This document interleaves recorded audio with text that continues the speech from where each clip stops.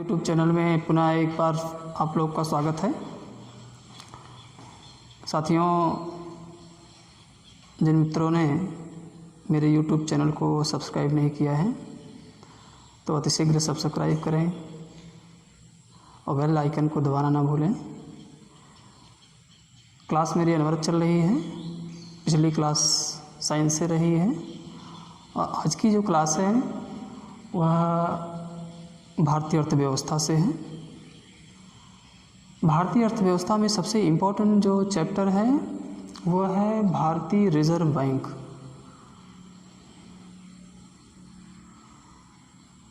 भारतीय reserve bank जिसे आप कहते हैं RBI, reserve bank of India, ये है क्या और इससे रिलेटेड क्वेश्चन कौन से आते हैं इसको आज देखते हैं। तो सबसे पहले आरबीआई के इतिहास को जानते हैं कि ये कैसे आया भारत में। ये दौर है 1926 का। 1926 में हिल्टन यंग आयोग की संस्तुति के आधार पे हिल्टन यंग आयोग बैठाया गया था भारत की मौद्रिक और खास नीति तय करने के लिए। भारत की मौद्रिक एवं खास नीति का निर्धारण करने के लिए हिल्टन यंग आयोग का गठन 1926 में किया गया था और हिल्टन यंग आयोग की जो संस्तुति थी उस संस्तुति के आधार पर एक विधेयक लाया गया 1933 में। जो विधेयक लाया गया 1933 में, जो विधेयक लाया गया और एक वर्ष बाद 1934 में, 33 के बाद 34 में, उस समय भारत के गवर्नर जनरल थे लॉर्ड वेलिंगटन। ये मोस्ट इम्पॉर्टेंट क्वेश्चन कंपटीशन में आता है। लॉर्ड वेलिंगटन के हस्ताक्षर के आधार पे लॉर्ड वेलिंगटन ने हस्ताक्षर किया, उस विधेयक की संस्तुति दी और 1 अप्रैल 1935 को लॉर्ड वेलिंगटन के हस्ताक्षर के बाद लगभग 5 करोड़ रुपए आंशिक पूंजी के आधार पे 5 करोड़ रुपए आंशिक पूंजी के आधार पे रिजर्व बैंक की स्थापना कर दी गई। ये भी क्वेश्चन बराबर आता है कि कितने अंश पूंजी के आधार पर रिजर्व बैंक का गठन किया गया था। तो 5 करोड़ रुपए आंशिक पूंजी के आधार पे 5 करोड़ रुपए। और 1 अप्रैल 1935 में आरबीआई का गठन किया गया। ये क्वेश्चन बराबर आता है कि आरबीआई का गठन कब हुआ था। तो आरबीआई का गठन 1 अप्रैल 1935 को हुआ था। काफ़ी स्टूडेंट कन्फ्यूजन करते हैं, 1934 भी लगा देते हैं। नहीं, 1934 नहीं है। 1934 में जो विधेयक था उस पर हस्ताक्षर करने वाला लॉर्ड वेलिंगटन था, उसने हस्ताक्षर किया था। 34 में हस्ताक्षरित संस्तुति हो गई और 1 अप्रैल 1935 में इसका गठन हो गया आरबीआई का। पुनः आरबीआई अपना कार्य प्रारंभ कर दिया और आगे चल कर के 1 जनवरी 1949 को आरबीआई को राष्ट्रीयकृत कर दिया गया, यानी आरबीआई का राष्ट्रीयकरण कर दिया गया। ये भी क्वेश्चन मोस्ट इम्पॉर्टेंट है, बराबर पूछता है कि आरबीआई या रिजर्व बैंक ऑफ इंडिया या भारतीय रिजर्व बैंक को राष्ट्रीयकृत कब किया गया था या भारतीय रिजर्व बैंक का राष्ट्रीयकरण कब किया गया था। तो 1 जनवरी 1949 राष्ट्रीयकरण किया गया। जब राष्ट्रीयकरण कर दिया गया और उसके बाद जो है आरबीआई का जो प्रारंभिक कार्यालय था शुरुआत के दौर में जब 1935 में गठन किया गया तो उसका कार्यालय प्रारंभिक दौर में उसका कार्यालय कोलकाता में स्थापित किया गया और 1 वर्ष बाद कोलकाता से हटा कर के उसको मुंबई स्थापित कर दिया गया। तो इस समय आरबीआई का जो मुख्यालय है, मेन हेड ऑफिस है, वह मुंबई में है। कभी कभी आप इस पर भी कन्फ्यूज़न कर देते हैं, कोलकाता पे टिक लगा देते हैं। कोलकाता में 1 वर्ष ही रहा इसका मुख्यालय शुरुआती दौर में, लेकिन 1 वर्ष बाद इसे मुंबई में स्थापित कर दिया, यानी कि आरबीआई का जो मुख्यालय है वह मुंबई में है। उसके बाद मुंबई में इसका हेड ऑफिस स्थापित किया गया। उसके बाद 4 क्षेत्रीय कार्यालय भी बनाए गए। तो 4 क्षेत्रीय कार्यालय में एक तो मुंबई है ही, दूसरा कोलकाता में, एक क्षेत्रीय कार्यालय कोलकाता में, दूसरा चेन्नई में और तीसरा कार्यालय नई दिल्ली में स्थापित किया गया। ये भी कभी कभी कंपटीशन में क्वेश्चन आता है कि निम्नलिखित में से कहाँ पे या किस राज्य में आरबीआई का उप मुख्यालय नहीं है, इस तरह से क्वेश्चन आता है। तो 4 क्षेत्रीय मुख्यालय भी हैं इसके। तो हमने बताया कि जब आरबीआई का गठन किया गया तो प्रारंभिक इसका हेड ऑफिस जो बनाया गया था कोलकाता में बनाया गया था। 1 वर्ष बाद इसे मुंबई में स्थापित कर दिया गया। तो आरबीआई का हेड ऑफिस जो है मुंबई में है। ऐसा क्वेश्चन आता है तो आप टिक वहीं पे लगाएंगे। और जो क्षेत्रीय कार्यालय हैं तो मुंबई तो है ही क्षेत्रीय कार्यालय एक, दूसरा जो है कोलकाता में है, तीसरा चेन्नई में है और चौथा नई दिल्ली में स्थापित किया गया है। 4 क्षेत्रीय कार्यालय हैं और लगभग 20 सदस्यीय बोर्ड इसे गवर्नर करता है। 20 सदस्यीय बोर्ड इसका देख रेख करता है, जिसमें एक गवर्नर होता है, 2 उप गवर्नर होते हैं, अन्य सदस्य भी अर्थवित्त जगत के मुख्य रूप से जानकार होते हैं, सबको शामिल किया जाता है। जब आरबीआई का गठन 1935 में किया गया तो उसके प्रथम गवर्नर थे सर ओसबॉर्न। सर ओसबॉर्न जो थे ये आरबीआई के पहले गवर्नर थे। ये क्वेश्चन बराबर आता है कि भारतीय रिजर्व बैंक के प्रथम गवर्नर कौन थे, तो सर ओसबॉर्न को लगाएंगे टिक। फिर करंट अफेयर में भी क्वेश्चन आता है, समसामयिक घटनाओं से भी क्वेश्चन आता है। तो पूछता है कि वर्तमान में आरबीआई का गवर्नर कौन है, तो वर्तमान में शक्तिकांत दास आरबीआई के गवर्नर हैं। तो शक्तिकांत दास जो है ये इनका क्वेश्चन आता है समसामयिक घटनाओं में। तो वर्तमान में आरबीआई के गवर्नर हैं। ये सारी बातें हैं।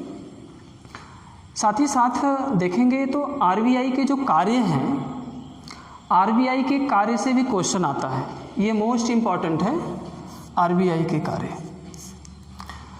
यानी कि भारतीय रिजर्व बैंक कौन कौन सा कार्य देखता है। पहला जो कार्य है आरबीआई का, करेंसी नोटों का निर्गमन करना। करेंसी जो नोट है उसकी लेन देन आरबीआई करती है। और साथ ही साथ आपको ये भी जानना ज़रूरी है कि जो 1 रुपये की नोट होती है उस पर आरबीआई के गवर्नर के हस्ताक्षर नहीं होते हैं, उस पर भारत सरकार के वित्त मंत्रालय के हस्ताक्षर होते हैं। 1 रुपये की नोट, सिक्के की बात नहीं है, 1 रुपये की जो नोट होती है उस पर भारत सरकार के वित्त मंत्रालय का सिग्नेचर होता है। अन्य सभी जो नोट हैं, अन्य सभी नोटों पे, यानी 1 रुपये से ऊपर यानी 2 रुपये शुरू करेंगे, अन्य सभी नोटों पे आरबीआई के गवर्नर के हस्ताक्षर होते हैं।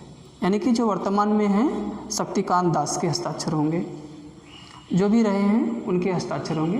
तो पहला कार्य है, ये भी बराबर क्वेश्चन आता है कि 1 रुपये के कागजी नोट पर किसका सिग्नेचर होता है, तो भारत सरकार के वित्त मंत्रालय का सिग्नेचर होता है। बाकी अन्य नोटों पे रिजर्व बैंक के जो गवर्नर वर्तमान में होंगे उनका सिग्नेचर होगा। ये बराबर क्वेश्चन आता है वनडे एग्जाम में। दूसरा जो कार्य है आरबीआई के, वो है सरकारी बैंकरों का कार्य करना। जो राष्ट्रीयकृत बैंक होंगे, सारी बैंकों की देखरेख करना, ये सरकारी बैंकरों का कार्य करता है, उसकी देखरेख करता है। तीसरा जो कार्य है वो बैंकों को बैंक का कार्य करना, यानी कि आरबीआई जो है आरबीआई अन्य बैंक का भी कार्य देखता है, यानी बैंकों का बैंक है। आरबीआई बैंकों का बैंक, ये भी क्वेश्चन आता है कि बैंकों का बैंक कौन सा बैंक है, तो आरबीआई। साथ ही ये भी पूछता है बैंकों का बाप, इस तरह से भी क्वेश्चन आता है, तो बैंकों का बाप यानी आरबीआई है। जितने राष्ट्रीयकृत बैंक हैं उस सारे बैंकों का बैंक आरबीआई है। चौथा जो है, यानी कि आरबीआई का जो चौथा कार्य है, विदेशी विनियमन को नियंत्रित करना, यानी कि विदेशी विनियमन जो है, यानी कि फॉरेन से जो पैसे आते हैं या यहाँ से फॉरेन जाते हैं, तो उसका एक्सचेंज जो है आरबीआई ही करता है। यानी कि विदेशी जो विनिमय होंगे, नोटों का विनिमय होगा, धन का होगा, तो उसको ये क्या करता है, नियंत्रित करता है। पांचवा जो आरबीआई के कार्य हैं, खास नियंत्रित करना, यानी क्रेडिट को नियंत्रित करना। पांचवा जो आरबीआई के कार्य हैं, हमने बताया कि साख नियंत्रित करता है, यानी क्रेडिट बनाता है, तो क्रेडिट यानी एक तरह से नियंत्रित करता है उसे। आरबीआई का जो छठवां कार्य है, कृषि के लिए वित्त का प्रबंधन भी आरबीआई करता है। कृषि के लिए जो लोन लिए जाते हैं या कृषि से संबंधित जो भी कार्य होते हैं, उसको वित्त देने का कार्य आरबीआई ही करता है। सातवां और अंतिम जो कार्य है आरबीआई का, आंकड़ों का संग्रहण करना व प्रकाशन करना, यानी कि जब आंकड़ों का संग्रहण व प्रकाशन का मतलब होता है कि जब बैंकों की ऑडिट होती है एक वर्ष में, तो वो सारे आंकड़ों को संग्रहित करता है और प्रकाशित करता है कि कितना लेन देन एक वर्ष में हुआ, तो ये आंकड़ों का संग्रहण करना। हाँ, इम्पॉर्टेंट बातें ये है कि आरबीआई के कार्य जो हैं, आरबीआई के कार्यों से क्वेश्चन आता है, ये पूछता है निम्नलिखित में से कौन सा आरबीआई के कार्य नहीं है। जब नहीं करके आता है तो क्वेश्चन कन्फ्यूजन भी हो जाता है और क्वेश्चन टफ भी हो जाता है। जहाँ नहीं करके क्वेश्चन आता है वहाँ ये होता है कि 1 से लेकर के जो 7 कार्य इसके बताए गए हैं, इन सारे कार्यों को जब तक नहीं जानेंगे तब तक टिक नहीं लगा पाएंगे। अभी यूपीएससी हो या यूपीपीसीएस का एग्ज़ाम हो, उत्तर प्रदेश सिविल सर्विसेज का एग्ज़ाम हो या यूपीपीएससी का एग्ज़ाम हो, ऐसे एग्ज़ामों में इस तरह के क्वेश्चन नहीं हैं। हाँ हैं, इस तरह के क्वेश्चन बहुत आते हैं। तो ये पूछता है बराबर क्वेश्चन कि कौन सा आरबीआई का कार्य नहीं है, तो इससे भी क्वेश्चन आता है। साथ ही साथ देखेंगे कि पिछले जो आरबीआई का कार्य है, जो बैंकों का बैंक है या सरकारी बैंकरों का कार्य है, तो आरबीआई से जुड़े हुए जो राष्ट्रीयकृत बैंक हैं उससे भी क्वेश्चन आता है, बराबर क्वेश्चन आता है कि कौन सा राष्ट्रीयकृत बैंक है या नहीं है, इस तरह से भी क्वेश्चन आता है। तो सबसे पहले देखेंगे कि बैंकों का राष्ट्रीयकरण किया गया, यानी कि जुलाई 1969 में 14 बैंकों का राष्ट्रीयकरण किया गया था। यानी कि 69 में 14 बैंक को तो जुलाई 1969 में 14 बैंकों का राष्ट्रीयकरण किया गया। अप्रैल 1980 में 6 बैंकों का राष्ट्रीयकरण किया गया। ये क्वेश्चन बहुत लाजमी है, बहुत इंपॉर्टेंट है। ये पूछता है कि 14 बैंकों का राष्ट्रीयकरण कब किया गया था, तो 1969 में किया गया था। फिर पूछता है कि 6 बैंकों का राष्ट्रीयकरण कब किया गया था, तो 1980 में किया गया था। 69 और 80 को याद रखेंगे। सबसे पहले बैंकों का राष्ट्रीयकरण 69 में ही किया गया था। ये क्वेश्चन आता है। वर्तमान में जो 23 राष्ट्रीयकृत बैंक हैं, हालांकि अभी तो भारत सरकार ने कुछ बैंकों को मर्ज कर दिया है, एक दूसरे में शामिल कर दिया है, लेकिन अभी जो है राष्ट्रीयकृत बैंक जो 23 हैं, इसकी संख्याओं से भी क्वेश्चन आता है कौन सा राष्ट्रीयकृत है या नहीं है। तो इसके लिए सबसे पहले देखेंगे, पहले से लेंगे इलाहाबाद बैंक आपका राष्ट्रीयकृत, Andhra bank, Baroda bank, Maharashtra bank, Canara bank, central bank of India, corporation bank, Dena bank, Indian bank, overseas bank, oriental bank, Punjab national bank, Sindh bank, state bank of India, syndicated bank, UCO bank, union bank, united bank, Vijaya bank,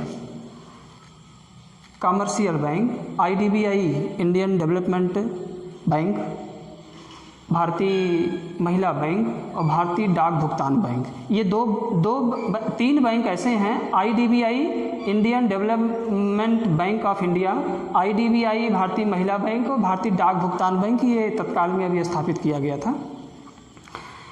इसके साथ साथ जिन बैंकों को मर्ज किया गया, भारत सरकार ने 2 बैंकों को या 3 बैंकों को मिलाकर के एक बैंक बना दिया, तो उसमें देखेंगे तो ओरिएंटल बैंक है और यूनाइटेड बैंक है। ओरिएंटल बैंक और यूनाइटेड बैंक इसे मर्ज कर दिया गया है, पंजाब नेशनल बैंक में मिला दिया गया है। यानी पंजाब नेशनल बैंक जो है ओरिएंटल और यूनियन दोनों को मिला के काम करेगा। दूसरा है इलाहाबाद बैंक और इंडियन बैंक, दोनों को मर्ज कर दिया गया है इंडियन बैंक में। यानी इलाहाबाद बैंक और इंडियन बैंक दोनों इंडियन बैंक के में ही मिल गए हैं और दोनों के साथ काम करेंगे। केनरा बैंक है अगली कड़ी में, केनरा बैंक है और सिंडिकेटेड बैंक को मर्ज कर दिया गया है केनरा बैंक में। ये साथ मिल के काम करेंगे, यानी कि केनरा बैंक के नाम से ही सिंडिकेटेड बैंक जाना जाएगा। उसके बाद अगला जो बैंक है यूनियन बैंक ऑफ इंडिया और आंध्रा बैंक, इन दोनों को मर्ज कर दिया गया है यूनियन बैंक में। यानी कि आंध्रा बैंक को यूनियन बैंक में मिला दिया गया है। करंट अफेयर में ये क्वेश्चन आ सकता है कि किस बैंक को किस बैंक में मर्ज किया गया है, और मुझे विश्वास है 100% एक क्वेश्चन जरूर आएगा कि कौन सा बैंक किस बैंक में मर्ज किया है। तो आप मेरे YouTube चैनल को देख रहे होंगे तो आप इसे नोट्स के तौर पे बना डालेंगे। हाँ, इसके लिए हमने एक ट्रिकी माध्यम अपनाया है कि ट्रिकी माध्यम से अगर आपको ट्रिकी याद रहेगी तो संभवतः आपको जितने 23 राष्ट्रीयकृत बैंक हैं सारे बैंकों को आप बखूबी याद कर लेंगे और सरल तरीके से याद कर जाएंगे। इसके लिए एक फार्मूला है BDMPV, उसके बाद है IC के पावर 4, फिर उसके बाद OA के पावर 2, OA के पावर 2, US के पावर 3। यानी कि इसका मतलब ये है कि IC के पावर 4 का मतलब होता है 4 बार, OA का पावर 2 मतलब 2 बार होता है, US के पावर 3 का मतलब 3 बार होता है। इसके ऐसे इसको याद करेंगे। B से मतलब होता है विजया बैंक, D का देना बैंक, M से महाराष्ट्र बैंक, P से पंजाब नेशनल बैंक, B से विजया बैंक। उसके बाद I से है तो I से इंडियन बैंक, और उसके बाद I से जो होगा इंडियन बैंक के बाद इंडियन बैंक। तो जो 23 राष्ट्रीयकृत बैंक हैं इसे आसानी से याद करने के लिए एक ट्रिकी माध्यम है। इंग्लिश का ये फार्मूला आप याद रखेंगे, BDMPV IC के पावर 4, OA के पावर 2, US के पावर 3। तो इसको कैसे डिफिनेशन करेंगे? B फॉर होता है बड़ौदा बैंक, D से देना बैंक, M से महाराष्ट्र बैंक, P से पंजाब नेशनल बैंक, V से विजया बैंक। I है, I 4 बार होगा, तो I का मतलब एक हो गया इंडियन बैंक, दूसरा हो गया IDBI बैंक, तीसरा हो गया भारतीय महिला बैंक, और चौथा हो गया भारतीय डाक भुगतान बैंक। फिर C के पावर भी 4 है, यानी कि C 4 बार होगा। तो इसके संबंध में Canara bank, central bank of India, corporation bank और कमर्शियल बैंक, ये C से हो गया। O से जो है, O से ओवरसीज़ बैंक और ओरिएंटल बैंक 2 हो गया। A से जो है इलाहाबाद बैंक और आंध्रा बैंक, ठीक। US के पावर 3 है, तो U का मतलब हो गया, मुख्य रूप से U का मतलब हो गया UCO bank, union bank, united bank, ये 3 बार हो गया। और यस के पावर भी 3 है, तो यस के पावर 3 है तो Sindh bank, state bank of India और सिंडिकेटेड बैंक। ये फार्मूला है।